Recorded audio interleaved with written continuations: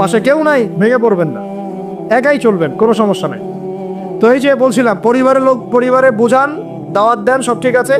যদি দেখা যায় যে অন ইসলামিক বিষয়ে চলতে ওদের খুব ভালো লাগে, ইসলামিক বিষয় মানতে খুবই আপত্তি, তখন আপনি আপনার রাস্তায় চলেন, তাকে তার রাস্তায় ছেড়ে দেন। ঝগড়াঝাড়িতে নেই, জ্ঞান কে চালা যায়, বাবা তুই তোর রাস্তায় চল, আমি আমার রাস্তায় চল। ইব্রাহিম আলাইহিস সালাম কি বলছেন? ইন্নী যাহিবুন ইলা রাব্বি সায়াহদিন। মনের মধ্যে কত শূন্যতা দেখা, তিনি বলছেন ইন্নী যাহিবুন ইলা রাব্বি সায়াহদিন। পরিবার তাড়িয়ে দিয়েছে, বাবা তাড়িয়ে দিয়েছে, সাথে কেউ নাই, কেউ নাই সাথে, একা। ইব্রাহিম আলাইহিস সালাম একা। আল্লাহ পাক বলছেন ইব্রাহিম একাই একটা উম্মত, ইব্রাহিম একাই একটা উম্মত। তিনি বলছেন আমি চললাম একাই আমার রবের পথে, তিনি আমাকে পথ দেখাবে। এত বড় কথা। এই জন্যই তো ইব্রাহিম আলাইহিস সালামের এত সম্মান। নবীগণের পিতা তিনি, সমস্ত নবীগণের দেখা যায় পিতা তিনি, আবুল আম্বিয়া বলা হয়। কত চমৎকার বালাগাত দেখেন, ইন্নী যাহিবুন ইলা রাব্বি সায়াহদিন, আমি একাই চললাম আমার রবের পথে, তিনি আমাকে পথ দেখান। পরিবার থেকেই সর্বপ্রথম বাধা আপনাকে পেতে হবে যদি আপনি দিনের পথে চলতে চান। কারণ এখনকার সমাজের বেশিরভাগ পরিবার ইসলামিক পরিবার নয়। কোনো কোনো সময় পারিবারিক সাপোর্টের অভাবে দিনদার অনেক মানুষও দেখা যায় ট্র্যাক থেকে বিচ্যুত হয়ে যায়, এমন হয় না? পারিবারিক সাপোর্ট একটা বড় জিনিস। আমাদের নবী সাল্লাল্লাহু আলাইহি ওয়াসাল্লামকে চতুর্দিক থেকে মানুষ আক্রমণ করলেও পরিবারে তার স্ত্রী খাদিজা রাদিয়াল্লাহু আনহা তাকে বুকে আগলে রেখেছিলেন। এটা অনেক বড় একটা প্রশান্তির জায়গা, যে সমাজের মানুষ আপনার এগেনস্টে কাজ করছে, কিন্তু পরিবারে গিয়ে আপনার স্ত্রী আপনার কাছে, আপনার অনুভব, তাকে সে আপনাকে বুস্ট আপ করছে, আপনাকে উৎসাহ দিচ্ছে, আত্মবিশ্বাস দিচ্ছে, আপনি কিন্তু আবার পথ চলতে পারবেন ইনশাআল্লাহ। এই জন্য আমি বারবার বলি যে বিয়ে যদি করতেই হয় তাহলে দিনদার একজন নেককার মেয়েকে বিয়ে করে খাদিজা রাদিয়াল্লাহু আনহার মতো একটা মেয়েকে বিয়ে। আর যদি ওই যে দিনদার ক্যাটরিনা খুঁজতে চান তাহলে সারা জীবন ওই পস্তাইতে হবে। আর আল্লাহ বোঝার তৌফিক দান করুন। দিনদারিতা দেখে বিয়ে শাদী করে। চাচা আবু তালেব তিনি কিন্তু মুসলিম নন, নমুসলিম হয়েও তাকে পারিবারিকভাবে সাপোর্ট দিচ্ছেন। পারিবারিকভাবে সাপোর্ট তো অনেক ইম্পর্টেন্ট। আর যখন পরিবার থেকে সাপোর্ট থাকে না তখন মানুষ কিন্তু ট্র্যাক থেকে সরে যায়। যাই হোক, গভীরে যাই না। নবী সাল্লাল্লাহু আলাইহি ওয়াসাল্লাম যখন দাওয়াতি মিশন শুরু করলেন, ইসলামিক সমাজ প্রতিষ্ঠার চেষ্টা করতে লাগলেন, তখন এই পারিবারিক বাধা, আত্মীয়দের মধ্য থেকে বাধা, সামাজিক বাধা আসতে লাগলো। এক পর্যায়ে হিজরত করতে হয়েছে আবিসিনিয়ায়, তারপর তায়েফ, তারপরে গিয়ে মদিনায়। এখন মদিনায় আলহামদুলিল্লাহ আল্লাহ রাব্বুল আলামিন দিনটাকে প্রতিষ্ঠা করলেন এবং সেখানে নবীকে শক্তিশালী করলেন, সাহাবীরা শক্তিশালী হলেন, আস্তে আস্তে গাজওয়াগুলো হলো, সারিয়াগুলো হলো। এক পর্যায়ে উইদিন 8 থেকে 10 বছরের মধ্যে যে নিঃস্ব হাতে মক্কা থেকে তারা গেলেন মদিনায়, সেই মক্কাই তারা জয় করলেন বিনা বাধায়, বলা যায় অলমোস্ট বিনা বাধায়। প্রায় লক্ষাধিক সৈন্য, লক্ষাধিক সাহাবীদেরকে নিয়ে পুরো মক্কায়, জাজিরাতুল আরবের মধ্যে দিন প্রতিষ্ঠা হয়ে গেল। বলো কিনা?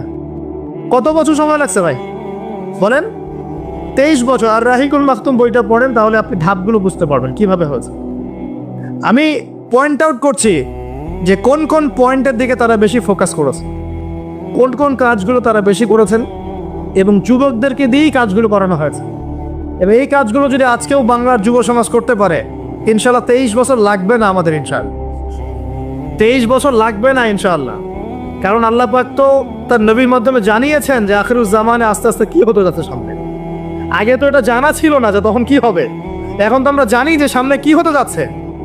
আমরা তো জানি যে ইসলাম কায়েম হচ্ছে সামনে ইনশাআল্লাহ, এটা লিখা হয়ে গেছে। তো আপনি হতাশ হচ্ছেন কেন? আমরা এখানে যারা বসে আছি, আমরা কেউ যদি বেঁচেও না থাকি, আল্লাহ না করুক, তারপরও দিন কায়েম হবে। বাংলাদেশে এখন যত আলেম ওলামা আছে না, সবাই যদি মারা যায় তাও দিন কায়েম হবে। বিশ্বে এখন যত বড় বড় জালেমরা আছে, এর সাথে আরো 10 গুণ জালেম যদি বৃদ্ধি করা হয় এবং ওদেরকে আরো 10 গুণ শক্তিশালী করা হয়, তাও এদের পতন ঘটবে। হ্যাঁ, যত জালেম আছে সারা বিশ্বে, এর সাথে আরো 10 গুণ যদি বৃদ্ধি করা হয়, এদেরকে আরো বেশি বেশি মারণাস্ত্র দেওয়া হয়, ক্ষমতা দেওয়া হয়, তবুও এদের পতন ঘটবে। কারণ কোরআন এবং হাদিস এই কথা বলে দিয়েছে যে কিয়ামত হবে না, কিয়ামত হবে না যতক্ষণ পর্যন্ত না আল্লাহ পাক 2 জন বিখ্যাত ব্যক্তি পাঠাবেন। কয়জন? একজন হচ্ছেন আমাদের মধ্য থেকে ইমাম, মুসলিমদের ইমাম মুহাম্মদ, যাকে আমরা মাহদি বলছি। আর একজন হচ্ছেন একজন নবী যার হাতে সভ্যতা শেষ হবে, যার নাম হচ্ছে নবী ঈসা আলাইহিস সালাম, যিনি সত্যিকারের মাসিহ। জিউসরা যারা প্যালেস্টাইন দখল করে আছে, ওরা যাকে মাসিহ মনে করছে সে হবে প্রকৃতপক্ষে মাসিহুদ দাজ্জাল। সে কিন্তু প্রকৃত মাসিহ নয়। সত্যিকারের মাসিহ কে? নবী ঈসা ইবনে মারইয়াম। তার হাতেই দাজ্জালকে মেরে ফেলা হবে বাবেলুদ নামক জায়গায়। সভ্যতা এই জায়গায় না যাওয়া পর্যন্ত কিয়ামত হচ্ছে না ইনশাআল্লাহ। এবং ঈসা আলাইহিস সালাম যতক্ষণ 40 বছর পুরো বিশ্বে ইসলামী সমাজ প্রতিষ্ঠা না করছেন, ততদিন পর্যন্ত ইনশাআল্লাহ আযজা ওয়া জাল কিয়ামত হবে না। এটা লেখা হয়ে গেছে। শুধু তাই না, ঈসা আলাইহিস সালামের যুগটা শেষ হওয়ার পরে আবার এমন একটা যুগ আসবে, যে যুগটা হবে পৃথিবীতে সবচেয়ে নোংরা জঘন্য যুগ। এখন আমরা যে যুগটা পার করছি না, এটা পৃথিবীর সবচেয়ে নোংরা যুগ না। এটা পৃথিবীর সবচেয়ে নোংরা যুগ নয়। যে যুগে আপনি দেখছেন সবাই সুদ খায়, মোটামুটি সবাই এই যে প্রিমিক্সিং, পরকিয়া, হ্যাঁ, জেনা, গান বাজনা, নর্তকী চলছে না সারা সমাজ জুড়ে, মনে হচ্ছে এটাই মনে হয় সবচেয়ে খারাপ যুগ। তাই মনে হয় না অনেকে? এটা সবচেয়ে খারাপ যুগ নয়।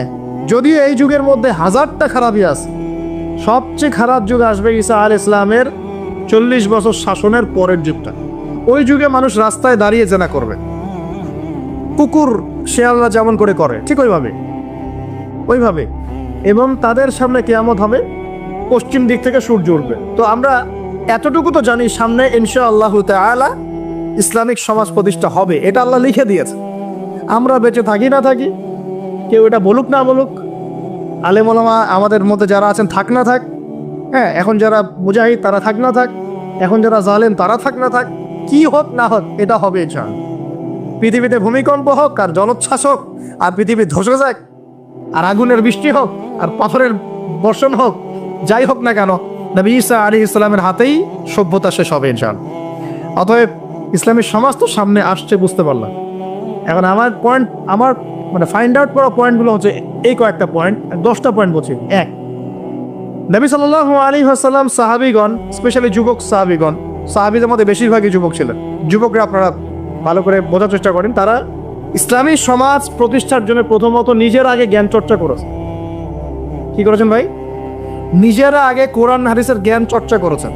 যত বড় বড় লেকচার দেন, নারায়ে তাকবীর, আল্লাহু আকবার স্লোগান তোলেন, আইওয়া শোডাউন যাই করেন, জ্ঞান চর্চা না করা পর্যন্ত দিন প্রতিষ্ঠা হবে না।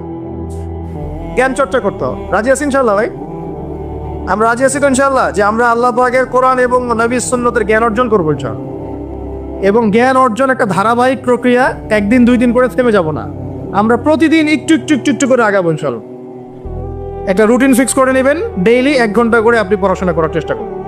আমি অনেক লেকচারে কিছু সিলেবাস বলেছি, আপনাকে কোরআন পড়তে হবে, আরবি ভাষা শিখতে হবে, হাদিসের কিতাবগুলো পড়বেন, ইতিহাস, ইসলামের ইতিহাস পড়বেন, ইসলামিক অর্থনীতির বইগুলো পড়বেন, বড় বড় রিনাউন্ড ওলামা ইকরামদের বইগুলো পড়বেন, সিরাত পড়বেন, আকীদার বই পড়বেন, ফিকহের কিছু বই পড়বেন। মানে আপনার একটা ক্লাসিক্যাল পড়াশোনার ধারা থাকতে হবে। এবং এই পড়াশোনা একা একা করা যাবে না। কিছু বই আপনি একা হয়তো পড়তে পারবেন, কিন্তু অনেক কিতাব আছে যেগুলো আপনি একা পড়তে পারবেন না।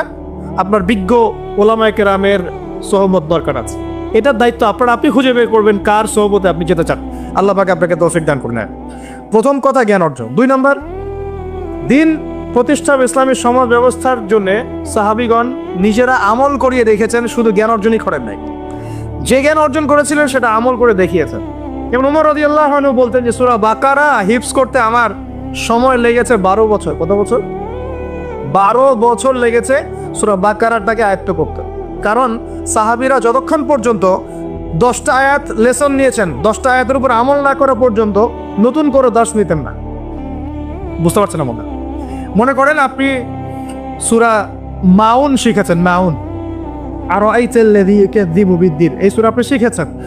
সাহাবীদের সুন্নাত ছিল কি, এই সূরাটার উপর তারা আমল না করা পর্যন্ত নতুন লেসন নিতেন। এভাবে তারা আমল করতেন। আমরা কি এমন করে আমল করি? আমরা যত পারি আগে তথ্য ইনস্টল করতে থাকি। আমাদের জ্ঞান চর্চাটা হচ্ছে তথ্য ইনস্টল করার মতো। তথ্য ইনস্টল করাকে জ্ঞান চর্চা করে না।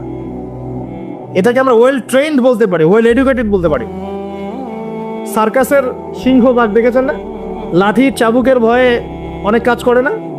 অনেক কুকুর দেখা যায় না যে ট্রেনিং প্রাপ্ত, যা কমান্ড করে সে ফলো করে না? এটা ওয়েল ট্রেন্ড বলা যায় এটাকে। এই কিন্তু ওয়েল এডুকেটেড না। আমাদের ক্রিটিক্যাল থিঙ্কার্স দরকার, মানে কোরআন সুন্নাহ পড়বে, আমল করবে এবং এটাকে নিয়ে গবেষণা করার চেষ্টা করবে। মানে আমাদের কোরআন সুন্নাহকে নিয়ে গবেষণার একটা প্রজন্ম দরকার, গবেষক প্রজন্ম, ক্রিটিক্যাল থিঙ্কার্স। আল্লাহ পাক আমাদেরকে এই তৌফিক লাভে ধন্য করুন বলে। আর 2 নম্বর, ইনিশিয়েটিভটা হচ্ছে অবশ্যই জ্ঞান অনুযায়ী আমল করতে হবে যদি ইসলামী সমাজ চাই। আল্লাহ পাক আমাদের সবাইকে তৌফিক দান করুন। সবার আগে আমাকে তৌফিক দান করুন বলি আমি। জ্ঞান অনুযায়ী আমল করার জন্য একটা সুন্নত ফলো করলেই হবে, একজন ব্যক্তিকে জাস্ট ফলো করতে হবে। জীবনের প্রতিটা কাজ নবী সাল্লাল্লাহু আলাইহি ওয়াসাল্লামের সুন্নাহ মাফিক করলেই আপনি জানা অনুযায়ী আমল করে ফেলবেন ইনশাআল্লাহ। পারা যাবে তো ইনশাআল্লাহ। আজকে ঘুমানো থেকে শুরু করে দেন, জীবনের প্রতিটা কাজকে ঢেলে সাজান। কাপড় পরা, ঘুমানো, ঘুম থেকে ওঠা, হ্যাঁ, এমনকি বিছানা ঝাড়া, ইস্তেঞ্জা করা, আপনার ব্যবসা বাণিজ্য, শিক্ষা, এভরি সিঙ্গেল সেক্টর ঢেলে সাজানোর চেষ্টা করেন যে নবীর মতো হচ্ছে কি। যদি হয় আলহামদুলিল্লাহ, যদি না হয় তাহলে এখানে আপনার কিছু কাজ করার বাকি আছে। আল্লাহ পাক আমাদের সবাইকে নবী সাল্লাল্লাহু আলাইহি ওয়াসাল্লামের সুন্নাহ মাফিক জীবন গড়ার তৌফিক দান করুন। 3 নম্বর পয়েন্টটা হচ্ছে নবী সাল্লাল্লাহু আলাইহি ওয়াসাল্লাম সাহাবীগণ আদর্শ পরিবার গড়েছিলেন। কি করেছেন ভাই? কারণ পরিবার হচ্ছে একটা সমাজের গঠন একক। আপনি সমাজ নিয়ে কথা বলছেন, তাহলে আগে পরিবার ঠিক করতে হবে বা ঠিক করার চেষ্টা করতে হবে। আমি এটা জানি যে একটা পরিবারের সব সদস্য হয়তো নামাজি নাও হতে পারে। নূহ আলাইহিস সালামের স্ত্রী যখন ঈমান নিয়ে আসে নাই, লূত আলাইহিস সালামের স্ত্রী যখন ঈমান নিয়ে আসে নাই, আদম আলাইহিস সালামের সন্তান কাবিল যখন জাহান্নামে যাচ্ছে, আবার ফিরআউনের ঘর থেকে যেমন আসিয়া জান্নাতে যাচ্ছে, তার মানে পরিবারের সবাই যে একরকম হবে নট নেসেসারি। কিন্তু অ্যাজ এ পরিবারের কর্তা, আপনি পরিবারের guardian, as a guardian of family, আপনাকে আপনার রেসপন্সিবিলিটি তো পালন করতে হবে নাকি? পরিবারে আপনার দায়িত্ব নাই? পর্দা প্রতিষ্ঠা করার দায়িত্ব কার? আপনার স্ত্রী পর্দা করে না, এই দায়িত্ব কার? এই জিম্মাদারি কার? আপনার সন্তান যে নামাজ পড়ে না, এই রেসপন্সিবিলিটি কার? পরিবারে যে হারাম ঢুকতেছে রিজিকে, এই দায়িত্ব কার? আল্লাহ পাক, আমি মনে হয় বুঝাতে পেরেছি। অতএব পারিবারিকভাবে আল্লাহ পাক আমাদের সবাইকে যেন ইসলামটা ধরে রাখার তৌফিক দান করেন বলে আমিন। 4 নম্বর হচ্ছে নবী সাল্লাল্লাহু আলাইহি ওয়াসাল্লাম সাহাবীগণ দ্বীনের দাওয়াতি কাজ সবাই আমভাবে করেছে। এমন নয় যে নির্দিষ্ট কিছু সাহাবী দাওয়াতি কাজ করতেন, বাকিরা দাওয়াতি কাজ করতেন না, বিষয়টা কিন্তু এমন ছিল না। সবাই মিলেই দ্বীনের দাওয়াতি কাজ করতেন, যে কাজটা আমরা এখন করি না। কতজন ভাই আছেন যারা ডেইলি কমপক্ষে আধা ঘন্টা করে হলো দাওয়াতি কাজ করেন? হাত তুলেন দেখ।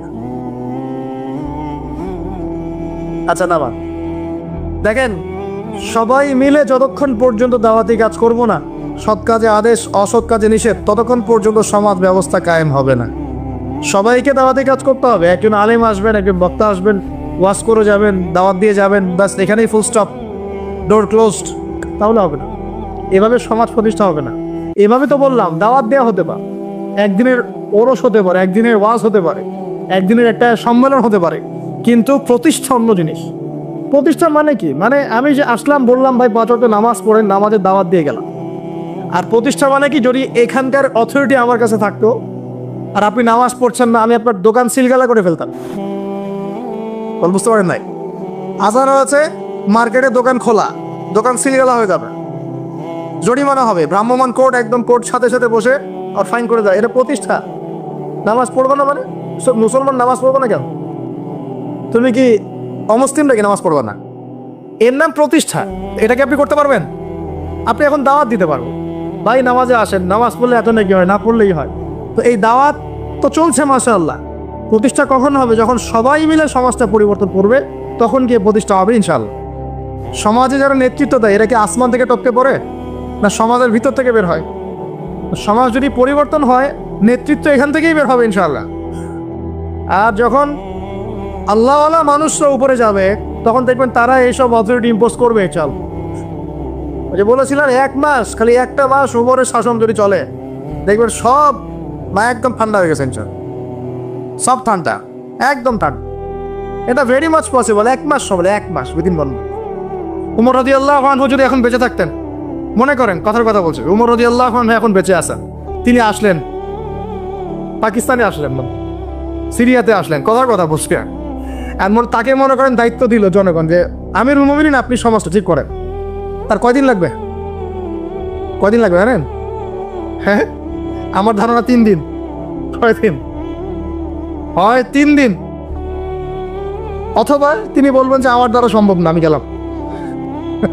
কারণ এখানে একটা কারণ আছে। কারণটা শোনেন, আমি কথাটা কেন বলেছি? আলী রাদিয়াল্লাহু আনহুর যুগে কিছু যুদ্ধ হচ্ছিল না, সিফিনের যুদ্ধ, এই যুদ্ধগুলো। তখন জনগণ, খারেজিদের সাথে যুদ্ধ হচ্ছে, জনগণের মধ্যে কয়েকজন এসে বলছে, আলী রাদিয়াল্লাহু আনহু ইয়া আমিরুল মুমিনিন, আমরা ওমর রাদিয়াল্লাহু আনহু, আবু বকর সিদ্দিক, ওসমান, তাদের যুগটা পার করে আসলাম, তো ওই যুগে তো এত ফিতনা ছিল না, তা আপনার যুগে এত মারামারি হানাহানি কেন, ঘটনা কি? একটু বোঝেন আমার কথাটা, মনোযোগ দেন, খুব ইম্পর্টেন্ট কথা। তো আলী রাদিয়াল্লাহু আনহু যে বলছেন আপনার যুগে এত হানাহানি মারামারি কাটাকাটি কেন, ওমরের যুগে তো এমন ছিল না, আবু বকরের যুগে তো এমন ছিল না, ওসমানের যুগে তো এমন ছিল না। তো আলী ইবনে আবি তালেব, মানে বিচক্ষণ মানুষদের মধ্যে অন্যতম একজন বিচক্ষণ মানুষ, তিনি বলছেন, উত্তর দিচ্ছেন, দেখ কি বিচক্ষণতার উত্তর। তিনি বলছেন, শোনো, আবু বকর ওমরের যুগে আবু বকর ওমর ছিল শাসক আর আমরা ছিলাম জনগণ। আবু বকর ওমরের যুগে আবু বকর ওমর ওসমান ছিল শাসক, আর আমি আলী আর আমার মতো মানুষটা ছিল জনগণ। আর আমার যুগে আমি হচ্ছি শাসক আর তোমরা হচ্ছে আমার জনগণ। কথা বুঝলেন নি? মরে গেছি, বুঝতে পারেন নাই? মানে আলী রাদিয়াল্লাহু আনহুর যুগে যে জনগণরা আছে তারা আবু বকর ওমর রাদিয়াল্লাহু আনহুর যুগের জনগণের মতো নন। এই কারণে আলী রাদিয়াল্লাহু আনহুর সমস্যা ফেস করতে হচ্ছে। তো এটাই বলছিলাম, যখন জনগণ সবাই বলছে আমি সুদ খাবো, সবাই বলছে যে পর্নোগ্রাফি দেওয়া হোক, মদ চলুক, বেপরদামি চলুক, হ্যাঁ জুয়া চলুক, আর আমি বেচারা একা একা বসে যদি বলি না এগুলো সব হারাম, তা আমাকে তো পিঠা এখান থেকে সরাই দিবে, তাই না বিষয়টা? তার মানে সমাজের মানুষকে পরিবর্তন করতে হবে, আল্লাহ পাক এইটা বোঝার তৌফিক। মানুষ যখন পরিবর্তন হবে ইনশাআল্লাহ, তখন দেখবেন এখান থেকেই যোগ্য নেতৃত্ব উঠে আসছে, এভাবেই সমাজটা প্রতিষ্ঠা হবে ইনশাআল্লাহ আযজা ওয়া জাল্লা। আল্লাহ পাক আমাদেরকে তৌফিক এনায়েত করুন। আর কয়েকটা পয়েন্ট আমি একটু থরলি বলে শেষ করছি। 6 নাম্বার, সাহাবীরা কোনোদিনও হারাম খান নাই। কি খান নাই ভাই? মানে অর্থনৈতিক জীবনে কোনোভাবেই হারামে সম্পৃক্ত হওয়া যাবে না যদি ইসলামী সমাজ চান। ঠিক আছে ভাই? 7 নাম্বার, অন ইসলামিক কোনো সংস্কৃতির আশপাশেও যাওয়া যাবে না। ইসলামী সমাজ চান, অন ইসলামিক সংস্কৃতি পরিপূর্ণভাবে বর্জন করতে হবে। আল্লাহ পাক তৌফিক দেন। 8 নাম্বার, সমাজের একটা বড় অংশ হচ্ছে মেয়ে মানুষ। সমাজের একটা বড় অংশ কি? এদেরকে অ্যাভয়েড করে সমাজে দিন কায়েম হবে। এই মেয়েদের মধ্যে দিনের দাওয়াতি কাজ বাড়াতে হবে এবং মেয়েদেরকে পর্দায় নিয়ে আসতে হবে। এই দায়িত্ব প্রত্যেক পরিবারের কর্তার। পরিবারের কর্তা ঠিক হয়ে যান, সমাজ ঠিক হয়ে যাবেন। চান আপনার মেয়ে বেপর্দায় বের হতে পারবে না, বের হলে ভাত বন্ধ। আপনার স্ত্রী বেপর্দায় চলতে পারবে না, চললে ভাত বন্ধ। যদি বলে আমি বেপর্দায় চলবো, তোমার ভাত খাবো না, সুন্দর মতো বসে তালাক দিয়ে রেখে দিবে, যাও, ভাত খাওয়ার দরকার নাই, আমার ভাত খাওয়ার দরকার নাই। তোমার বেপর্দায় চলতে খুব ভালো লাগে, যাও চলো, সমস্যা কি? আপনি ঝগড়াঝাড়িতে যাবেন না, দাওয়াত দিবেন, নসিহত করবেন, ওয়াজ করবেন। যদি দেখেন বুঝাইতে বুঝাইতে বুঝাইতে বুঝাইতে কোনোই কাজ হচ্ছে না, ওই যে আসহাবুল কাহফের হেদায়েত আছে, ঠিক আছে বাবা তুমি তোমার রাস্তায় চলো, আমি আমার রাস্তায় আল্লাহর রাস্তায় চললাম। ইব্রাহিম আলাইহিস সালাম কি বলছেন? ইন্নী যাহিবুন ইলা রাব্বি সায়াহদিন। মনের মধ্যে কত শূন্যতা দেখেন, তিনি বলছেন ইন্নী যাহিবুন ইলা রাব্বি সায়াহদিন। পরিবার তাড়িয়ে দিয়েছে, বাবা তাড়িয়ে দিয়েছে, সাথে কেউ নাই, কেউ নাই সাথে, একা। ইব্রাহিম আলাইহিস সালাম একা। আল্লাহ পাক বলছেন ইব্রাহিম একাই একটা উম্মত, ইব্রাহিম একাই একটা উম্মত। তিনি বলছেন আমি চললাম একাই আমার রবের পথে, তিনি আমাকে পথ দেখাবেন। এত বড় কথা। এই জন্যই তো ইব্রাহিম আলাইহিস সালামের এত সম্মান। নবীগণের পিতা তিনি, সমস্ত নবীগণের দেখা যায় পিতা তিনি, আবুল আম্বিয়া বলা হয়। কত চমৎকার বালাগাত দেখেন। ইন্নী যাহিবুন ইলা রাব্বি সায়াহদিন, আমি একাই চললাম আমার রবের পথে, তিনি আমাকে পথ দেখাবেন। পাশে কেউ নাই, ভেঙে পড়বেন না, একাই চলবেন, কোনো সমস্যা নাই। তো এই যে বলছিলাম, পরিবারের লোক পরিবারে বোঝান, দাওয়াত দেন, সব ঠিক আছে।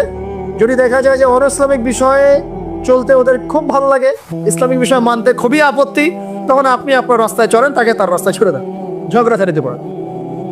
জ্ঞান কেচালা যায়, আবার তুই তোর রাস্তায় চল, আমি আমার রাস্তায় চল। তারপরে সন্তান। 9 নম্বর হচ্ছে আমাদের সমাজের একটা বড় অংশ হচ্ছে আমাদের এই যে ছোট ছোট বাচ্চা কাচ্চা সব। আগামী প্রজন্মকে অবশ্যই ইসলামী শিক্ষায় শিক্ষিত করতে হবে, না হলে সমাজ কায়েম করা যাবে। এই দায়িত্ব এখন আপনাদের সবার। আমি শুধু পয়েন্টটা বলে গেলাম। আর সর্বশেষ 10 নম্বর পয়েন্টটা হচ্ছে এই যুব সমাজের চরিত্রটাকে পবিত্র রাখতে হবে। এটা এত গুরুত্ব দিয়ে কেন বললাম? কারণ যুবকরা হচ্ছে সমাজ পরিবর্তনের হাতিয়ার। এবং যুবকদের চরিত্র যদি একবার নষ্ট হয়ে যায়, পর্নোগ্রাফিতে আসক্ত হয়ে যায় বা মাদকে আসক্ত হয়ে যায় বা মেয়ের পিছনে যে সময় নষ্ট করা শুরু করে, হ্যাঁ, এই যে গুন্ডাগার্দি করে, এই যে পাবজিটা দিয়ে ফ্রি ফায়ার হাবিজাবি এগুলোর মধ্যে ঢুকে পড়ে, ওর লক্ষ্য থেকে বিচ্যুত হয়ে যায়। তখন এই সমাজটাকে দিয়ে আপনি আসলে কোনো কাজ নিতে পারবেন না। এই কারণে এদেরকে একটা আধ্যাত্মিক প্রশিক্ষণের মধ্যে নিয়ে আসতে হবে। নামাজ, তিলাওয়াত, জিকির, হ্যাঁ, আলেম ওলামা সহবত, ধারাবাহিকতা রক্ষা করা, প্রয়োজনে ভালো কিছু সামাজিক কাজের মধ্যে তাদেরকে নিয়োজিত রেখে তাদের এই যৌবনটাকে আল্লাহর পথে কাটিয়ে দেওয়ার প্রয়াস নেওয়ার চেষ্টা করতে হবে। আল্লাহ পাক আমাদের সবাইকে এই তৌফিক দান করুন, আমিন। আর যুবক ভাইদেরকে বলবো যে চরিত্রই সবচেয়ে ইম্পর্টেন্ট জিনিস আপনার এখন এই জীবনটার। চরিত্র যদি নষ্ট হয়ে যায়, আপনি কোনো অবস্থাতেই আল্লাহর কাছে পার পাবেন না। বেশিরভাগ মানুষ নামাজ পড়ে না, বেশিরভাগ মানুষ সুদ খায় না, বেশিরভাগ যুব সমাজ জেনা করতেছে না, বেশিরভাগ লোক মাদক খাচ্ছে না। পৃথিবীর কোনো জায়গায় আল্লাহর বিধান আছে কি নাই? দুই একটা জায়গায় আছে আইওয়াশ, শোডাউন। বেশিরভাগ নারী পর্দায় চলে না, বেশিরভাগ মানুষ রোজা রাখে না, বেশিরভাগ মানুষ যাকাত দেয় কি দেয় না। তাহলে ইবলিসে বললো আপনি বেশিরভাগকেই শুকরগুজার পাবেন না। বেশিরভাগ মানুষ পরকালের স্বার্থে কাজ করে না, দুনিয়ার স্বার্থে কাজ করে। কতজন মানুষ আল্লাহ পাকের দ্বীনটাকে প্রচার প্রতিষ্ঠার কথা বলে বা কোরআন সুন্নাহর কথাগুলো মেনে চলে? কতজন মানুষ? বেশিরভাগ লোক মেনে চলে। তাহলে ইবলিস কি সফল না ব্যর্থ? ইবলিসের চ্যালেঞ্জ কি সফল না ব্যর্থ? ইবলিসের কথা সে কিন্তু অক্ষরে পালন করেছে। আর ইবলিসকে আল্লাহ পাক কেন পৃথিবীতে দিয়েছেন? আমাদেরকে পরীক্ষা করার জন্য, যেন আমরা এই সরল পথ থেকে বিচ্যুত না হই। সামনে যান, আরো কঠিন কথা আছে। আল্লাহ পাক বলছেন এখান থেকে বের হয়ে যাও, একদম অপদস্থ লাঞ্ছিত হয়ে এখান থেকে বের হয়ে যাও। তুমি তো চ্যালেঞ্জ করলো আমাকে, ঠিক আছে, কিন্তু যে ব্যক্তি যেই তোমার অনুসরণ করবে, আল্লাহ পাকের কথা শোনেন, যেই তোমার অনুসরণ করবে,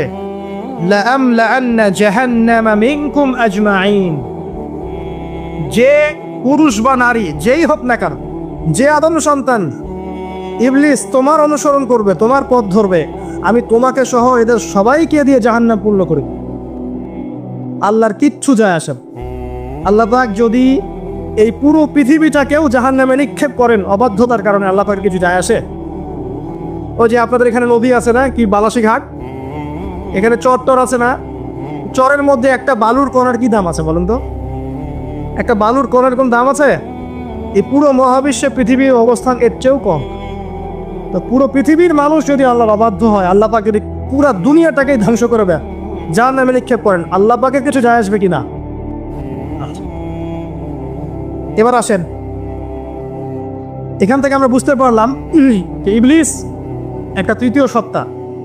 আল্লাহ পাক আদম আলাইহিস সালামকে সৃষ্টি করলেন, নাম শিক্ষা দিলেন, সেজদা করালেন, ইবলিসকে সেজদা করতে বললেন, সে করলো না। সে চ্যালেঞ্জ করলো উল্টা, যে আমি ওর চেয়ে উত্তম, আপনি ভুল, আমি সঠিক। সে অহংকার করলো এবং একই সাথে সে আদমকে পথভ্রষ্ট করার চ্যালেঞ্জও করে বসল। আল্লাহ পাক ঘোষণা করলেন, যদি কোনো আদম সন্তান তোমাকে ফলো করে, তোমাকে সহ তাকে আমি জাহান্নামে নিক্ষেপ করব। ঠিক আছে, এ পর্যন্ত। এবার সামনে আসেন। এবার আল্লাহ পাক আদমকে বলছেন, কাকে বলছেন? আদম আলাইহিস সালামকে বলছেন, ইয়া আদম, হে আদম। তার আগে আদম আলাইহিস সালামের বুকের পাঁজর থেকে কাকে সৃষ্টি করেছেন? হাওয়া আলাইহিস সালাম, সভ্যতার ইতিহাসে প্রথম নারী এবং ইতিহাসের সবচেয়ে সুন্দরী রমণী কে? হাওয়া আলাইহিস সালাম। আরেকজন আছেন সবচেয়ে সুন্দরী রমণী, কে? কে বলতে পারবেন? জি না, 100 টাকা পুরস্কার বলেন। হ্যাঁ, নাম কি? মাশাআল্লাহ, ওই ওকে পুরস্কার দিও। কি নাম তোমার? মাশাআল্লাহ, মাশাআল্লাহ। দ্বিতীয় সুন্দরী রমণী, দুজন রমণীকে বলা হয় পৃথিবীর সবচেয়ে সুন্দরী রমণী। আপনি যাদেরকে দেখে সিডিউস হচ্ছেন, যদিও এদেরকে দেখে সিডিউস হওয়ার কিছু নাই, কারণ এরা তো সুন্দর না, কোনো দিক থেকে সুন্দর না, না পোশাকের দিক থেকে, না চেহারার দিক থেকে, না ফিজিক্যাল স্ট্রাকচারের দিক থেকে। এদেরকে দেখে তো পাগলও সিডিউস হবে না। তো আদম আলাইহিস সালাম এবং আদম আলাইহিস সালামের স্ত্রী হাওয়া আলাইহিস সালাম এবং সারা আলাইহিস সালাম ইতিহাসের সবচেয়ে সুন্দর রমণী। ইতিহাসের সবচেয়ে সুন্দর রমণী কাদের স্ত্রী ছিলেন? নবীদের অন্য কারো। এই জন্যই বলি, আপনি যদি পবিত্র থাকেন, আল্লাহওয়ালা মানুষ হন, ইনশাআল্লাহ তাআলা আল্লাহ পাক আপনার ঘরে একজন নেককার পুণ্যবতী সুষ্ঠী স্ত্রী দান করবেন ইনশাআল্লাহ। আপনি যদি এইসব অশ্লীলতার গোলক ধাঁধায় পড়ে নিজের ঈমান হারিয়ে ফেলেন, চরিত্র হারিয়ে ফেলেন, সম্ভাবনা খুবই কম যে আপনি একজন দিনদার মেয়ে পাবেন। বরং আপনি এমন কাউকেই পেতে পারেন যে আপনার মতোই, ঠিক আছে? দেখবেন যে আপনি 10 ঘাটের পানি খেয়ে আসছেন, ও দেখবেন 12 ঘাটের পানি খেয়ে আসছে। আল্লাহ পাক আমাদের যুব সমাজকে হেফাজত করুন, আমিন। আল্লাহ পাক এবার আদম আলাইহিস সালামকে বলছেন, ইয়া আদম, হে আদম, উসকুন আনতা ওয়া যাওজুকাল জান্নাহ। আদম শোনো, তুমি এবং তোমার স্ত্রী দুইজন এখন জান্নাতে থাকো। কোথায় থাকো? জান্নাতে থাকো। ওয়া কুলা মিন হাইসু শিতুমা, যেখানে ইচ্ছা সেখান থেকে খাবার খাও। জান্নাতের নাজ নেয়ামতের কথা তো আপনারা শুনেছেন অনেক, আমি ওইগুলো বলতে যাচ্ছি না, সময় চলে যাবে। যা ইচ্ছা তাই পাবেন সেখানে, যা ইচ্ছা তাই। এমন একটা জায়গা যেটা কখনো কোনো চোখ দেখে নাই, কোনো কান শোনেও নাই। চোখ না দেখলেও, কান না শুনলেও মানুষ মনে মনে অনেক কিছু কল্পনা করে না, এটা কল্পনাও করার সুযোগ নাই। এত উন্নত মানের একটা জায়গা। তোমরা দুজন এখানে থাকো, জান্নাতের যে কোনো জায়গায় যাও, খাওয়া দাওয়া করো, কোনো সমস্যা নেই। কিন্তু ওয়ালা তাকরাবা হাদিহিশ শাজারা, মানে কি, এই যে গাছটা আছে এই গাছের কাছে যেও না। একটা শর্ত খালি দিলাম, গাছের কাছে যেও না। গাছের নাম কি এগুলো আমাদের আলোচনার বিষয় না। বিষয়টা হচ্ছে আল্লাহ পাকের আদেশটা কি। গাছটা আম গাছ হতে পারে, জাম গাছ হতে পারে, কদু গাছ হতে পারে, যে কোনো গাছ হতে পারে। এটা নিয়ে আমাদের কোনো মাথা ব্যথা নাই। মাথা ব্যথা হচ্ছে আল্লাহ পাকের আদেশ, এই গাছের কাছে যেও না, বাস যেও। আচ্ছা, ফাতাকুনা মিনাজ জালিমিন, যদি চলে যাও তোমরা দুজন এখানে, তাহলে তোমরা দুজন কিন্তু জালেম হয়ে যাবে। আল্লাহ পাকের হুকুম অবাধ্য করলে মানুষ কি হয়ে যায়? জালেম হয়। এই জন্য আমরা দোয়ায় বলি, আল্লাহুম্মা ইন্নী যালামতু নাফসি, বলি না? হে আল্লাহ, আমি আমার নফসের উপর জুলুম করেছি। রব্বানা যালামনা আনফুসানা, বলি না? আল্লাহ, আমরা আমাদের উপর জুলুম করেছি। তো আমরা যখন পাপ করি মানে আমরা জুলুম করে ফেলেছি। তো তোমরা দুজন এই গাছের কাছে যেও না, যদি যাও তাহলে জুলুম করে ফেলবে এবং জালেম হয়ে যাবে। এবার ইবলিস তো আর বসে নাই, সে তো চ্যালেঞ্জ করেছে, করে নাই? আচ্ছা, এবার ইবলিস কি করছে? ফাওয়াসওয়াসা লাহুমা শাইতান, এবং ইবলিস এবার এদের দুজনকে ওয়াসওয়াসা প্রদান করতে শুরু করলো। ইবলিস কি করলো? ওয়াসওয়াসা প্রদান করতে শুরু করলো। ওয়াসওয়াসাটা এমন ছিল যে, হাল আদুল্লুকা আলা শাজারাতিল খুলদি ওয়া মুলকিন লা ইয়াবলা। ইবলিস এসে আদম এবং হাওয়া আলাইহিস সালাম তাদেরকে উস্কে দিতে লাগলো যে, আমি কি তোমাদেরকে এমন কোনো গাছের কথা বলবো যেই গাছের ফল খেলে তোমরা চিরস্থায়ী হয়ে যাবে, কখনো মরবে না, এবং এমন রাজত্ব পাবে যে রাজত্বের কোনো ক্ষয় নাই। ইবলিসের টোপটা কি দেখলেন? চিরস্থায়িত্বের টোপ এবং কিসের টোপ? রাজত্বের টোপ। এটা সূরা তহার মধ্যে আছে। অন্য সূরায় আছে যে, আমি কি বলে দিব এমন গাছের কথা যেই গাছের ফল খেলে তোমরা ফেরেশতা হয়ে যাবে, কখনো মরবে না। তাহলে চিরস্থায়িত্বের টোপ এবং এই যে কিসের? রাজত্বের এই যে টোপ, এই দুইটা হচ্ছে মানুষকে আল্লাহর পথ থেকে ডিসিভ করার একটা মানদণ্ড। কথা বুঝতে পারছেন? এই পৃথিবীতে যত মানুষ পথভ্রষ্ট হয়ে গেছে জন্য হয়েছে অনেকেই, আর অনেকে চিরস্থায়িত্বের জন্য হয়েছে। ফেরাউন নমরুদ চিরস্থায়িত্বের লোভে পড়ে পথভ্রষ্ট হয়নি? আর ওই সময় থেকে শুরু করে এখনকার বিশ্বে যারা ক্ষমতাধর, এরা কি ক্ষমতার দাপটে পথভ্রষ্ট হচ্ছে না? এই দুটো হচ্ছে মানুষকে পথভ্রষ্ট করার মাধ্যম। ইবলিস খুব ভালো করেই জানতো। এটা কথা বলি নাই, যখন আদম আলাইহিস সালামকে তৈরি করে রাখা হয়েছে, সৃষ্টি করে রাখা হয়েছে, ইবলিসকে চারপাশে রাউন্ড দিচ্ছিল, তাওয়াফ করছিল, তাওয়াফ। এবং মানব শরীরের এবং মানব মস্তিষ্কের, মননের দুর্বল পয়েন্টগুলো সে ফাইন্ড আউট করছিল। কারণ সে কিন্তু অনেক জ্ঞানী ছিল, সে কিন্তু প্রচণ্ড জ্ঞানী ছিল। এখনও কিন্তু সে প্রচণ্ড জ্ঞানী, এবং তার অভিজ্ঞতা ঝুলি এখন অনেক বেশি, তাই না? ওর বয়স হয়ে গেছে না, এখন প্রচুর বয়স। তো তাওয়াফ করে করে সে মানুষের দুর্বল জায়গাগুলো ফাইন্ড আউট করেছে। একটা হচ্ছে পেট, একটা প্রবৃত্তি, একটা হচ্ছে নারীর প্রতি আসক্তি, ঠিক আছে, একটা ক্ষমতার লোভ, একটা চিরস্থায়িত্বের লোভ। এগুলো হচ্ছে মানুষের দুর্বল জায়গা। ইবলিস এগুলো ফাইন্ড আউট করে ওইভাবে চাল দিয়েছে। কথা বুঝতে পারছেন? একটু খেয়াল করে দেখেন, এখনকার বিশ্বে যত অন্যায় হচ্ছে, ম্যাক্সিমাম পাপ হচ্ছে পেটের কারণে। পেট। সুদ খায় কেন? পেটের কারণে। ঘুষ খায় কেন? পেটের কারণে। ইভেন যে এখন জেনা করছে, ওদেরকে তো এখন যৌনকর্মী বলতে হয়। তাই না? সম্মান দিয়ে কথা বলতে হয়। তো যৌনকর্মী যারা, তারাও দেখবেন পেটের কারণেই করছে, পেটের কারণ। তারপর দেখবেন মানুষের সম্পদ আত্মসাৎ, ও যে ছেলে মেয়ে বাল বাচ্চার জন্য, পেট মানে মূল জিনিসটা কি? পেট। এবং চিরস্থায়িত্ব, ক্ষমতার দাপট আর প্রবৃত্তির দাসত্ব, এগুলো হচ্ছে মানুষের সবচেয়ে দুর্বল পয়েন্ট। দেখবেন ম্যাক্সিমাম পাপ হচ্ছে মেয়েদের কারণে, মেয়েদের কারণে না, মেয়ের পিছনে। মেয়ের পিছনে আপনি চলে গেছেন, এখানে আত্মহত্যা করছে কেউ, কেউ এখানে আপনার জেনা করছে, কেউ ধর্ষণ করছে, কেউ পরকে লিপ্ত হচ্ছে, মানে মেয়েরই কোনো পাপ। বুঝে বলে না, দুইটা পাপ যাকে পেয়ে গেছে তার লাইফটা ক্র্যাশড। একটা হচ্ছে মেয়ে, আর একটা হচ্ছে টাকা। অর্থ সম্পদের লালসা যার মধ্যে পেয়ে বসেছে, এর জীবন শেষ। আর যার মেয়ের নেশা আছে, মেয়ের নেশা যার মধ্যে আছে, এর জীবন শেষ। একে আপনি হেদায়েতের পথে আনতে পারবেন না ইল্লা মাশা আল্লাহ, আল্লাহ পাক যদি না চান। আসেন, আর ইবলিস তাওয়াফ করছিল এবং সে কিন্তু টোপ দিল, চিরস্থায়িত্বের টোপ দিল। এবং কিসের টোপ দিল? ফেরেশতা হয়ে যাবে, অমর হয়ে যাবে। এবার আমাদের পিতা মাতা আদম এবং হাওয়া আলাইহিমুস সালাম, তারা কিন্তু ফল খেয়ে ফেললেন। আর এটা এমন নয় একবার ওয়াসওয়াসা দিয়েছে বাস খেয়ে ফেলেছেন, এমন নয়, কন্টিনিউয়াসলি সেই কাজটা করেছে। একটা মানুষ যখন জেনা করে, ইবলিস কি একবার এসে বললেই কেউ জেনা করে ফেলে? আস্তে আস্তে কিন্তু মানুষ জেনার পথে যায়। ওই যে প্রথমে একদিন, অনেক দিন একটা লেকচার দিয়েছিলাম না, প্রথমে গার্লফ্রেন্ড বয়ফ্রেন্ড একটা সম্পর্ক হয়, তাই না? তারপর কথাবার্তা হয়, মোবাইল ফোন এক্সচেঞ্জ করে, নোট এক্সচেঞ্জ করে, কফি খায়, আস্তে আস্তে ডেটিংয়ে যায়, পরে দেখবেন এক পর্যায়ে গিয়েছে না, এভাবে। আর যারা ধর্ষক, এতে ডাইরেক্ট অ্যাকশন, এত সময় নাই, ডাইরেক্ট। তো ইবলিস প্রতিটা পাপ মানুষকে ধাপে ধাপে করায়। দেখবেন ইবলিস এখানেও কিন্তু আমাদের পিতামাতাকে ধাপে ধাপে ওইদিকে নিয়ে গিয়েছে। এবার আসেন, আমাদের পিতামাতা ফল খেয়ে ফেললেন, এই জায়গাটা খুব ভালো করে বোঝেন। এই ফল খাওয়াটা আল্লাহর অবাধ্যতা না। আল্লাহ বলেছিলেন না যে জালেম হয়ে যাবে, আল্লাহ পাকের অবাধ্য বলে। অবাধ্যতার ফলাফলটা কি হলো এবার শোনেন। আমরা সবাই জানি অবাধ্যতার ফলাফল কি, আল্লাহ পাক জান্নাত থেকে নামিয়ে দিয়েছেন, তাই তো? এর আগে আরেকটা ফলাফল হয়েছে। এই ফলাফলের সাথে আমাদের বর্তমান সময়কার যে ইস্যুটা চলছে, পোশাক, নারী, সংস্কৃতি, হাবিজাবি, হ্যাঁ, বেহায়াপনা, বেলাল্লাপনা, এই ইস্যুটা এখানে জড়িত। এটা আমারও বুঝতে এবং খুঁজে পেতে সময় লেগেছে। আমরা সবাই পড়েছি স্টুডেন্ট লাইফে, আদম এবং হাওয়া আলাইহিস সালাম আদেশ লঙ্ঘন করেছেন, সাথে সাথে আল্লাহ পাক জান্নাত থেকে কি করেছেন? নামিয়ে দিয়েছেন। ইবলিসকেও নামিয়ে দিয়েছেন, তারপরে হায়াত দিয়েছেন, এখানে পরীক্ষা করছেন, এই তো। এখানে আল্লাহ পাক দেখবেন আমাদের আমল কেমন, আমল ভালো হলে আবার জান্নাতে, খারাপ হলে আবার জান্নাত। কিন্তু এর আগেও একটা ঘটনা করেছে। যে মুহূর্তে আমাদের পিতা মাতা ফল খেয়েছেন গাছের কাছে গিয়েছেন, আল্লাহ পাকের আদেশটা লঙ্ঘন করেছেন, সাথে সাথে তাদের গায়ের পোশাকটা খুলে পড়ে গেছে। আমি বুঝাতে পারি নাই?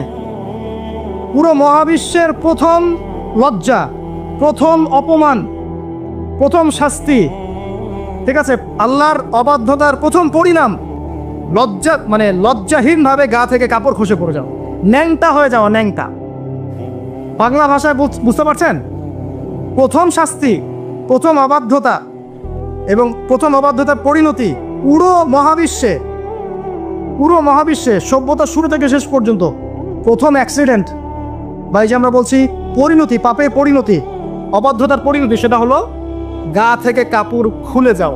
এই কথা আল্লাহ পাক বলছেন এখানে, লিইউবদিয়া লাহুমা মা উরিয়া আনহুমা মিন সাওয়াতিহিমা। ইবলিস তোমাদের পিতামাতাকে এই গাছের কাছে নিয়ে গিয়ে ফল খাইয়ে তাদের গা থেকে পোশাক খুলে ফেলে দিয়েছে। এবার কি বুঝতে পারছেন যে ইবলিস এখন বিশ্বে কি করছে?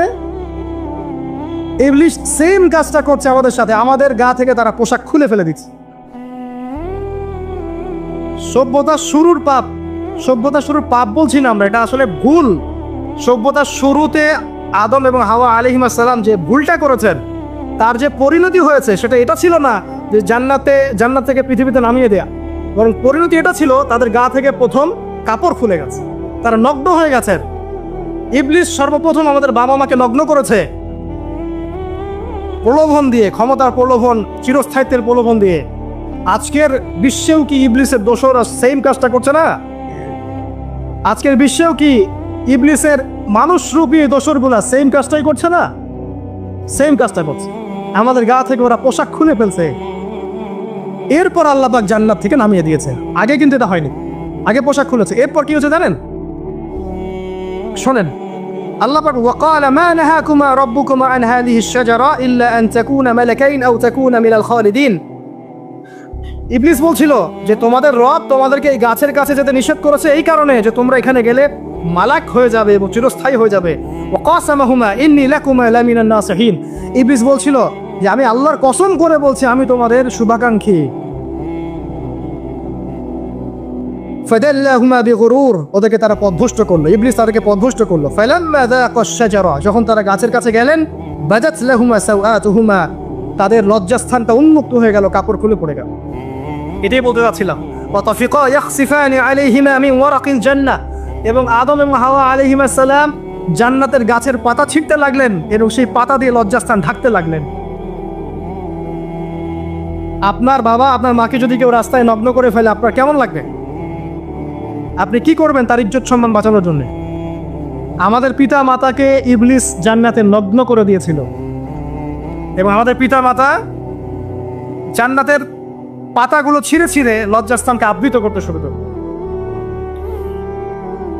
ওয়ানাদাহুমা রাব্বুহুমা, এবং আল্লাহ পাক বলছেন এবার আল্লাহ পাক তাদের দুজনকে ডাকলেন, ডেকে বলে আলাম আনহাকুমা আন তিলকুমা শাজারা, হে আদম এবং হাওয়া তোমাদের দুজনকে কি আমি বলি নাই যে এই গাছের কাছে যাবে না?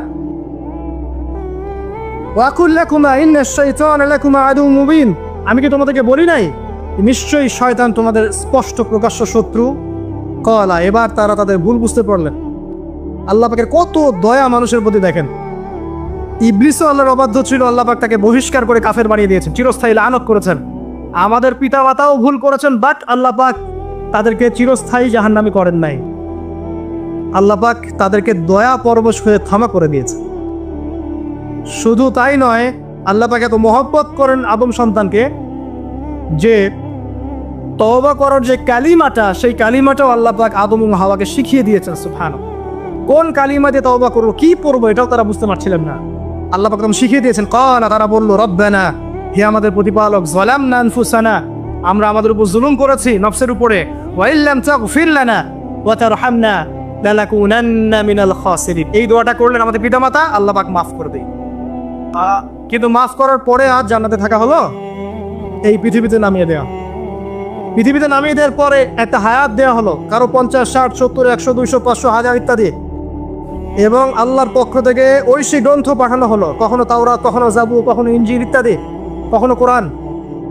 শর্ত দেয়া হলো যারা আল্লাহ পাকের এই ঐশী গ্রন্থগুলো মেনে চলবে তারা ইনশাআল্লাহ আবার মৃত্যুর পর সেই জান্নাতে ফিরে যাবে যেখান থেকে তারা বহিষ্কৃত হয়েছে। আর যে বা যারাই আল্লাহ পাকের এই আয়াত, নিদর্শন এবং ঐশী গ্রন্থগুলোকে অস্বীকার করবে, এটাকে মিথ্যা প্রতিপন্ন করবে, আল্লাহ পাকের সবাইকে জাহান্নাম পূর্ণ করবে ইনশাআল্লাহ।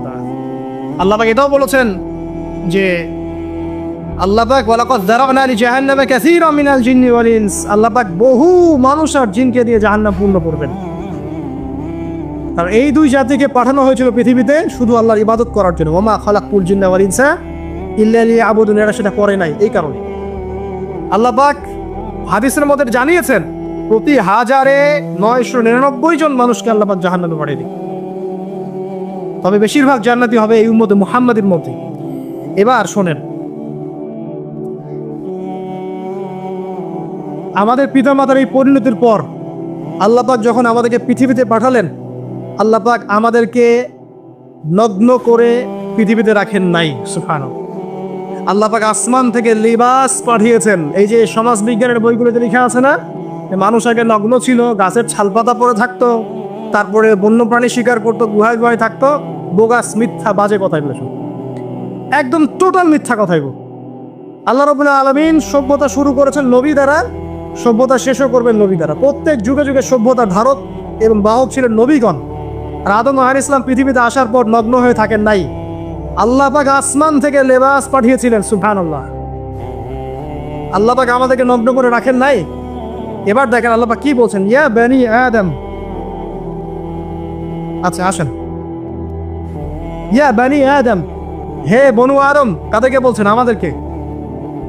কদ আনজালনা আলাইকুম লিবাসান ইউয়ারি সাওয়াতিকুম ওয়া রিশা, হে বনু আদম, আমি তোমাদেরকে নগ্ন ছেড়ে দিচ্ছি না, আমি তোমাদের জন্য লেবাস আর পোশাক পাঠাচ্ছি, যেই পোশাক দিয়ে তোমরা তোমাদের লজ্জাস্থানকে আবৃত করবে এবং সৌন্দর্য বর্ধন করবে। এটা করছি না আমরা এখন? আচ্ছা, ওয়ালিবাসুত তাকওয়া যালিকা খায়র, আর তাকওয়ার লেবাস, তাকওয়ার পোশাকটা হচ্ছে সবচেয়ে উত্তম। যেমন দেখেন আমাদের সতর কি এই নাভির উপর থেকে হাঁটুর নিচ পর্যন্ত না, তাই বলি কি আমরা সবাই এভাবেই ঘুরি? এটা সর্বনিম্ন একটা স্কেল, তাই না? এর উপর আপনি জুব্বা পরছেন, পাগড়ি পরছেন, টুপি পরছেন, বা আপনি হয়তো আরো ঢিলাঢালা কোনো পোশাক পরছেন, এই পোশাকটাকে বলা হচ্ছে তাকওয়ার পোশাক। ওয়ালিবাসুত তাকওয়া যালিকা খায়র, এটা আরো উত্তম। একজন মেয়ে, অনেক আলেম বলছেন যে চোখ, এই চোখটুকু ঢেকে বের করে দেখা যাবে, বলছে না? অনেকে বলেছেন কিনা? কিন্তু এটাও যদি কেউ সামনে জিলবাব দিয়ে ঢেকে রাখে তাহলে কি উত্তম নয়? পর্দার ক্ষেত্রে উত্তম নয়? তো লিবাসুত তাকওয়া যালিকা খায়র, তাকওয়ার যে পোশাক সেটা আরো উত্তম বেশি। নর্মালি তো পোশাক দিয়েছি, তাকওয়ার পোশাক সবচেয়ে উত্তম বেশি। আল্লাহ পাকের একটা সতর্কবাণী শোনেন এবার। যালিকা মিন আয়াতিল্লাহ, এই পোশাকটা আল্লাহ পাকের নিদর্শন। পোশাকটা কি? আল্লাহ পাকের নিদর্শন। লাআল্লাকুম ইয়াযাক্কারুন, যাতে করে তোমরা স্মরণ করতে পারো। কি স্মরণ করবো? ওই যে আমাদের পিতামাতাকে নগ্ন করে দিয়েছে ইবলিস, এটা মনে রাখতে পারো তোমরা, এটা আল্লাহ পাকের নিদর্শন। ইয়া বানি আদম, হে বনু আদম, লা ইয়াফতিনান্নাকুমুশ শাইতান। এবার শোনেন, আল্লাহ পাক আমাদেরকে বলছেন, হে বনু আদম, লা ইয়াফতিনান্নাকুমুশ শাইতান, শয়তান যেন আবার তোমাদেরকে ফিতনায় ফেলতে না পারে। পৃথিবীতে তোমরা থাকবে, শয়তানের বহু দোসর তোমাদের সামনে থাকবে, ডানে বামে, যে ডান থেকে আসবে, বাম থেকে আসবে, হ্যাঁ, সামন পিছন থেকে আসবে, মিডিয়ার মধ্যে থেকে তোমাদের ঘরে ঘরে ঢুকে যাবে শয়তানের দোসর। লা ইয়াফতিনান্নাকুমুশ শাইতান, শয়তানের দোসররা যেন তোমাদেরকে ফিতনায় ফেলতে না পারে। কে বলছেন? আল্লাহ পাক বলছেন। কিরকম ফিতনা? কামা আখরাজা আবাওয়াইকুম মিনাল জান্নাহ, ঠিক যেভাবে শয়তান তোমাদের পিতা মাতাকে জান্নাত থেকে বের করে দিয়েছিল, ওই রকম ফিতনায় যেন ফেলতে না পারে। ঠিক আছে? ওয়ায়ানজিউ আনহুমা লিবাসাহুমা, এবং শয়তান তোমাদের পিতা মাতার লেবাস খুলে ফেলেছিল, নগ্ন করে দিয়েছিল, নগ্নতা, বেহায়াপনা, অশ্লীলতা শিখিয়েছিল, ওইদিকে ধাবিত করতে চেয়েছিল। শয়তানের দোসররা যেন এটা করতে তোমাদের সাথে না পারে। সতর্ক থাকবে। লিউরিয়াহুমা সাওআতিহিমা, যাতে করে তোমাদের লজ্জাস্থানটা উন্মুক্ত হয়ে যায়। ইন্নাহু ইয়ারাকুম, নিশ্চয় শয়তান তোমাদের সবাইকে দেখতে পায়। হুয়া ওয়া কাবিলুহু, সে এবং তার পুরো কবিলার লোকজন, মিন হাইসু লা তারাউনাহুম, এমন জায়গা থেকে যে জায়গা তোমরা দেখতে পারো না। মানে শয়তান এবং তার অনুসারী যারা আছে, হোক মানুষ আর জিন, তারা তোমাদেরকে দেখতে পারে এমন জায়গা থেকে যা তোমরা দেখো না। আমরা যারা এই বিশ্বে আছি, আমরা সবাই এখন খেলার পুতুলের মতো খেলছি। যারা নিয়ন্ত্রণ করে বিশ্ব, এদেরকে কেউ দেখতে পারে না। এরা মানুষ শয়তান, কথা বুঝতে পারছেন? আর এমনি জিন শয়তান যারা আছে, এদেরকে তো আমরা দেখতে পারি না, অনেক দূর থেকে তারা আমাদেরকে দেখতে পায়। আল্লাহ পাক সতর্ক করছেন এটা। ইন্না জাআলনা আশ-শায়াতিনা আউলিয়া লিল্লাযিনা লা ইউমিনুন, শোনেন, নিশ্চয়ই যারা আমার প্রতি ঈমান আনে না বা আমার অবাধ্য হয়, আমার আদেশ মানে না, তাদের সাথে আমি শয়তানকে বন্ধু বানিয়ে দিয়েছি। এবার বুঝলেন কেন বললাম এরা মানুষ শয়তান? বিকজ এদেরকে আল্লাহ পাক শয়তানের বন্ধু বানিয়ে দিয়েছেন। এরা শয়তানের বন্ধু। অন্য সূরায় আছে, শয়তান, জিন শয়তান মানুষ শয়তানকে ওহী করে। জিন শয়তান মানুষ শয়তানের মাথায় এসব বুদ্ধি ঢালে। শয়তানি বুদ্ধিগুলো শয়তান মানুষের মাথায় ঢালে। মানে মানুষ মাথাটা আগে সে রিড করেছে কাকে কোন দিক দিয়ে রিসিভ করা যাবে। ঠিক আছে? আচ্ছা, এরপরে আরো আল্লাহ পাক বলছে, ওয়াইযা ফাআল ফাহিশাতান, তারা যখন কোনো ফাহেসা কাজ করে, নোংরা বেহায়ার মতো কাজ করে, ক্বালু, তারা বলে, ওয়াজাদনা আলাইহি আবানা, এরকম করেই আমরা আমাদের পিতা মাতাদেরকে পেয়েছি। মানে যুগ যুগ ধরে সংস্কৃতি চলে আসছে, নগ্নতার সংস্কৃতি, বলে না? কথা বুঝতে পারছেন না? এই কথাই তারা বলে, যেটা পুরাণে আছে। আল্লাহ পাক বলেছেন, ক্বালু ওয়াজাদনা আলাইহি আবানা, তারা বলে আমাদের পিতৃপুরুষদেরকে আমরা হাজার বছর থেকে দেখেছি এইভাবেই ড্রেস আপ করতে, এমনি ব্লাউজ ছাড়া শাড়ি পরতে দেখেছি, আমি এমনি দেখেছি পেট বের করে চলতে, এমনি দেখেছি এই শর্ট কামিজ পরে চলতে, নগ্ন হয়ে চলতে। এখন তো বিকিনি সংস্কৃতি আসে এবং এটা মুভমেন্ট চলছে, মানে মানুষের দেহ থেকে কাপড় খুলে ফেলার মুভমেন্ট, আন্দোলন শুরু হচ্ছে। ঠিক আছে? এবং দোহাই হচ্ছে আমরা হাজার বছর থেকে এমনিই চলছে। এই যে আল্লাহ পাক বলছেন, ক্বালু ওয়াজাদনা আলাইহি আবানা, আমরা এর উপরে আমাদের পিতা মাতাদেরকে পেয়েছি। ওয়াল্লাহু আমারানা বিহা, এরা আরো বলে আল্লাহ আমাদেরকে এই আদেশ করেছেন। নাউযুবিল্লাহ। আল্লাহ বলছেন, আল্লাহ পাকের আদেশ কি? কুল ইন্নাল্লাহা লা ইয়া'মুরু বিল ফাহশা, নিঃসন্দেহে আল্লাহ পাক কোনো ফাহেসা কাজের আদেশ করতেই পারেন না। পারেন? নিঃসন্দেহে আল্লাহ পাক কোনো ফাহেসা, বেলাল্লাপনা, বেহায়ের মতো কোনো আদেশ, বেহা করার কোনো কাজের আদেশ করতে পারেন না। আতাকুলুনা আলাল্লাহি মা লা তা'লামুন, তোমরা কি আল্লাহ সম্পর্কে এমন কথা বলছো যে কথা তোমরা জানো না? এই পর্যন্ত থাক। এবার আসেন বাস্তবতায় আসেন। এতটুকু যে আমরা হিস্ট্রির সূচনার কথাগুলো বললাম, এখানে আপনারা কিন্তু প্রথম একটা দলিল পেলেন মানুষের দেহ থেকে পোশাক খুলে ফেলে। এরপর আমি পুরো কোরআনটা ঘাটার চেষ্টা করেছি, আদম আলাইহিস সালাম থেকে শুরু করে মুহাম্মদ সাল্লাল্লাহু আলাইহি ওয়াসাল্লাম পর্যন্ত হাজার হাজার শতাব্দী চলে গেছে, তাই নাই? হাজার হাজার বছর চলে গেছে, বহু জাতি এসেছে, বহু জাতি চলেও গেছে। আমরা কি প্রথম জাতি নাকি? এর আগে কত জাতি পৃথিবীতে এসেছে, চলেও গেছে, গেছে না? আচ্ছা, কোরআন ঘেটে ঘেটে ক্লান্ত হয়ে যাওয়ার পর আমরা এমন কোনো জাতি পাচ্ছি না যাদের কথা আল্লাহ পাক বলেছেন যে আমি তাদেরকে ধ্বংস করেছি অশ্লীলতার কারণে, বা এই আপনার বেলাল্লাপনার কারণে, বা ফাহেসা কাজের কারণে। সরাসরি এই একটা কারণ দেখে আল্লাহ পাক কোনো কওমকে ধ্বংস করেছেন খুব রেয়ার খুঁজে পাওয়া যাচ্ছে না। শুধু 3টা জায়গা বের করতে পেরেছি। কটা জায়গা? 3টা। 1 নম্বর দেখেন, আদম আলাইহিস সালাম পরে নূহ আলাইহিস সালাম না, এই জাতিটাকে আল্লাহ পাক ধ্বংস করেছেন না? এই ধ্বংসটাকে আল্লাহ পাক এই বেপরদামির কারণে করেছেন, অশ্লীলতার কারণে করেছেন, পোশাকের অপসংস্কৃতির কারণে করেছেন? করেন না, শিরকের কারণে করেছে। কি কারণে? শিরক। আল্লাহ পাক সবাইকে ডুবিয়ে মেরেছেন, কিন্তু ওরা যে নগ্ন পোশাক পরে রাস্তাঘাটে চলাফেরা করতো এই কথাটা কিন্তু আল্লাহ পাক বলেন না। তার মানে ওদের পাপ এটা ছিল না। এরপর ইব্রাহিম আলাইহিস সালামের কওম কি এই কারণে ধ্বংস হয়েছে?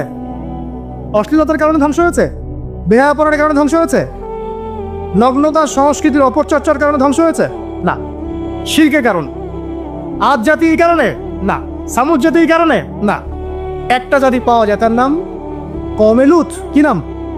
কওমে লূত। এই লূত কওম ছিল সমকামী। তারা মেয়েদের সাথে বিবাহ বন্ধনে আবদ্ধ হতো না, বরং ছেলেদের ছেলে ছেলে জেনা করতো না। এই একটা জাতি পাচ্ছি ইতিহাসে যারা অশ্লীলতার কারণে, ফাহেসা কাজের কারণে, সমকামিতার কারণে, নোংরামের কারণে আল্লাহ পাক পুরো উপরে উঠিয়ে নিচে নামিয়ে ধসিয়ে দিয়েছে। এই একটা জাতি পেলাম। আর একটা জাতি পাওয়া যায়, তার নাম হচ্ছে বানু ইসরাইল। কি নাম? বানু ইসরাইল।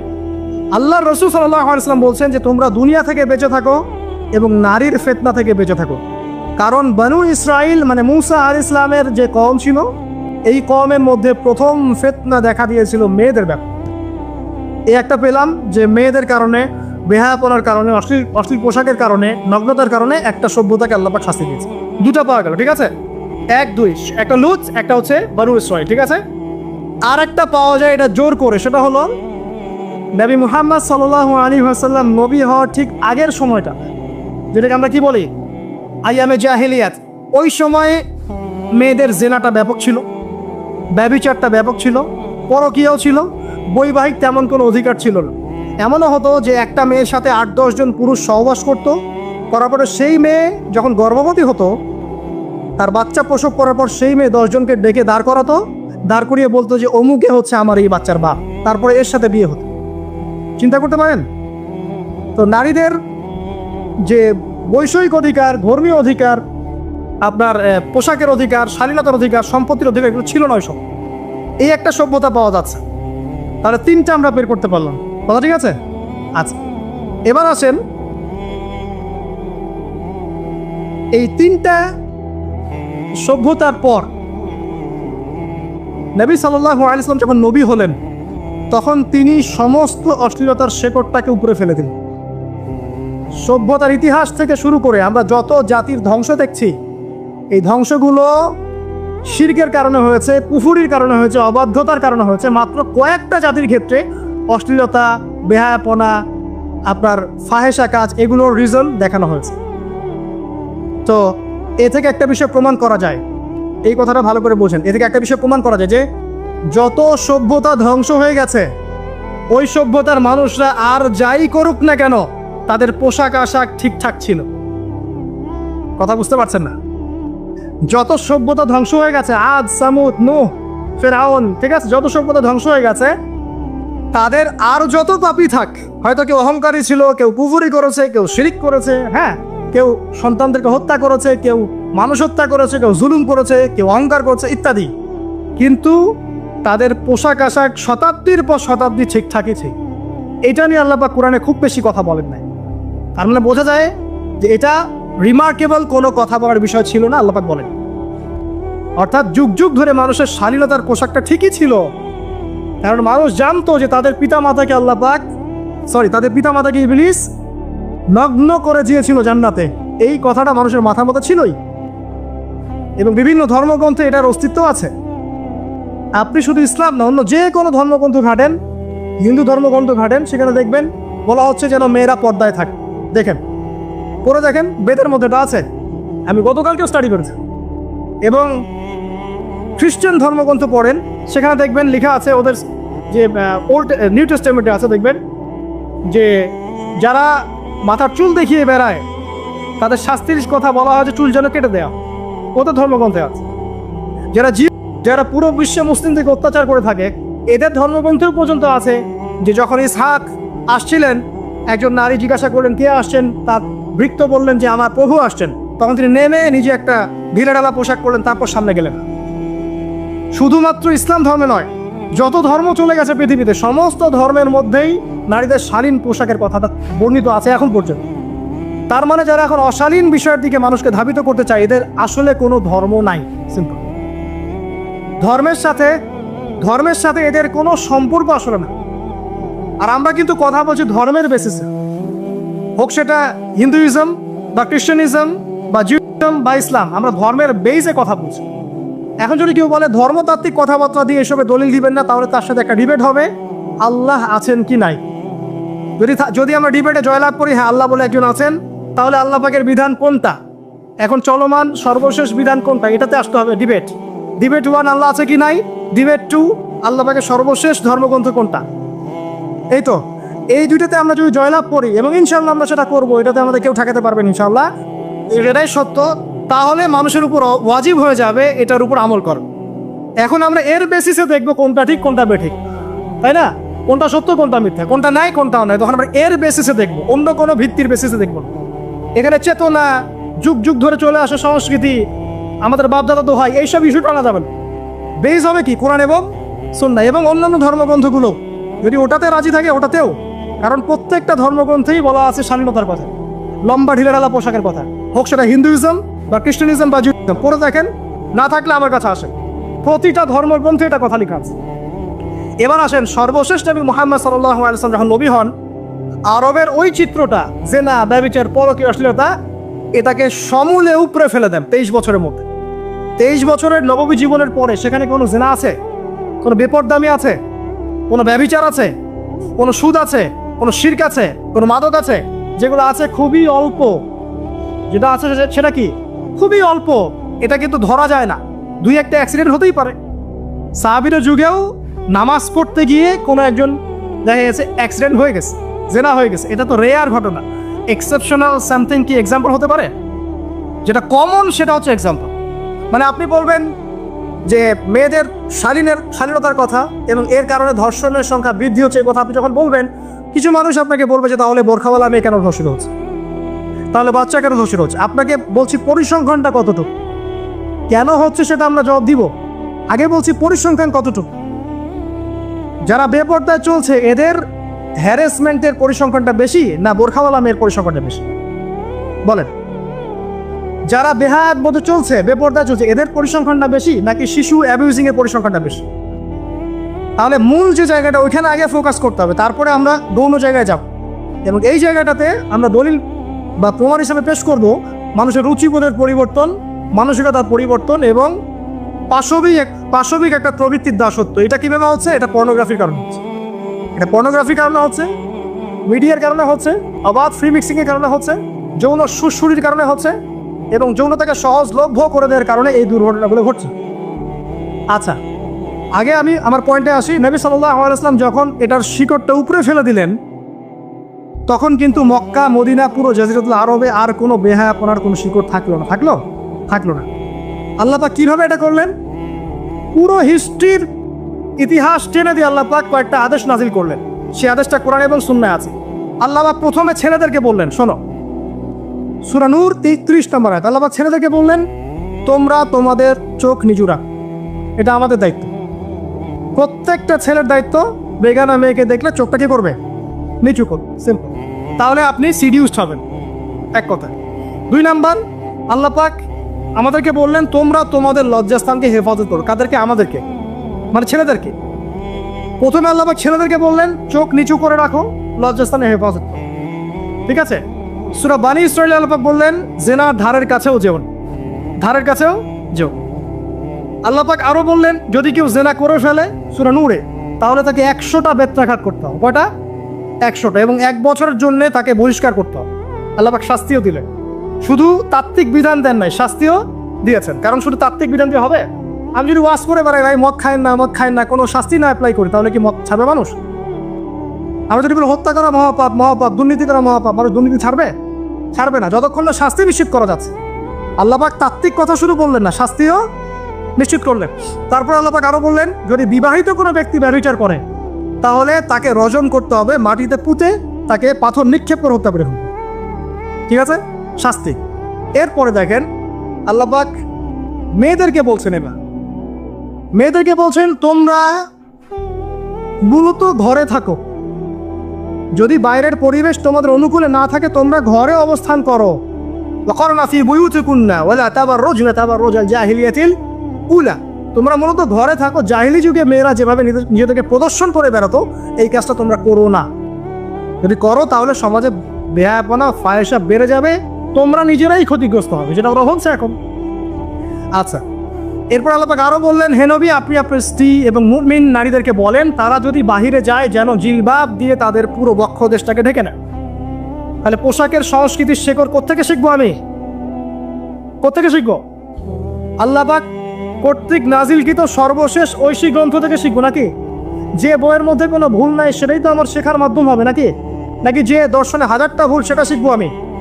আল্লাহ পাক এখানে বলছেন মুমিন নারীদেরকে বলো বাইরে গেলে পরে তারা যেন জিলবাব দিয়ে, কাপড় দিয়ে সুন্দর করে বক্ষদেশ সেগুলি ঢেকে রাখে। বোরখার কথা এখানে নাই শব্দে। ঠিক আছে? ঢেকে রাখা ঢিলে ঢালা পোশাকের কথা এসেছে। আচ্ছা আসেন, আল্লাহ পাক আরো বললেন যে তোমরা অমুক অমুক অমুক অমুক, যেমন আপনার বাবা, আপনার ভাই, আপনার এই যে সন্তান, এই যে মাহারাম যারা আছে, এদের সামনে ছাড়া অন্যদের সামনে যখনই যাবে তোমরা কিন্তু হিজাব অবলম্বন। তা আল্লাহ পাক হিজাবের বিধান দিলেন, চক্ষু নিচু করতে বললেন, লজ্জাস্থানের হেফাজত করতে বললেন, এবং যদি এর পরেও কেউ ভুল করে ফেলে তাহলে আল্লাহ পাক শাস্তির কথা বললেন। আল্লাহ পাকের সিস্টেমটা সুন্দর হলো না? এই সিস্টেমটা নবী সাল্লাল্লাহু আলাইহি ওয়াসাল্লাম অ্যাপ্লাই করলেন, সমাজ থেকে সমস্ত জেনা ব্যভিচারের ভিত্তি উঠে চলে। সুবহানাল্লাহ বলবেন না? এটা হলো অবস্থা। তারপর দেখেন আল্লাহ রাব্বুল আলামিন শুধু পর্দার কথা বলেই ক্ষান্ত হলেন না, কারণ একটা বিধান দিলেই মানুষের সবকিছু সলভ হবে না। আল্লাহ পাক এর পাশাপাশি আমাদেরকে 5 ওয়াক্ত নামাজ পড়তে বললেন। ঠিক আছে?